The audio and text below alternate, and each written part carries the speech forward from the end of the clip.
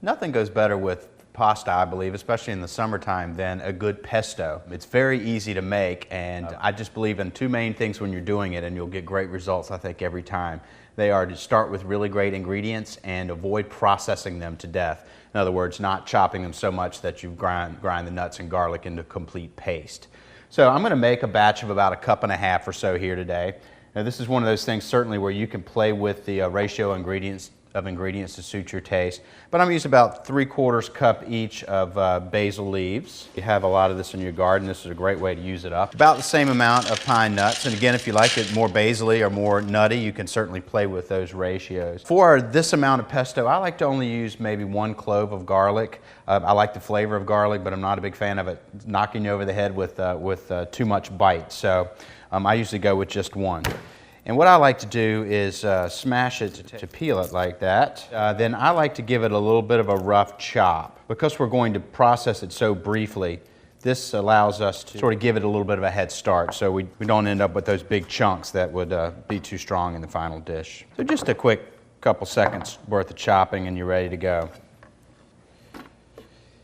And then I will moisten this with a little bit of olive oil. Use a good extra virgin olive oil, it's a great thing. Just a tablespoon or so to get it going. It'll help it grind in the processor better. And then I also like to get a little squeeze of lemon juice in there. It gives it a nice bright flavor and the acidity really wakes it up. We're going to put some good Parmesan cheese in here, but I like to do that after I have processed. So, as I mentioned, we want to just chop this briefly so that you can still have a little small chunks of the nut in there. What I typically will do is just pulse it for a few seconds to go in and scrape down the sides so the whole nuts that didn't get chopped the first time get mixed in there, and then pulse it a few more times. Okay, from there I'll take this off and transfer it into a bowl. Usually I will do this before I add the cheese so that I can mix in the cheese without further processing the nuts. I have them just where I want them to be and don't really want to take it any further. And then I'll add a 1/3 or a 1/2 cup of cheese. Again, it's to taste. I don't think you want to have the cheese overwhelmed, but some like more than others, and that's okay. Use the amount you want.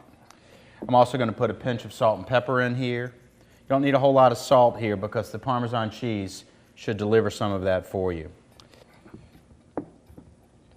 And there you have it, a quick, easy, fresh, delicious pesto.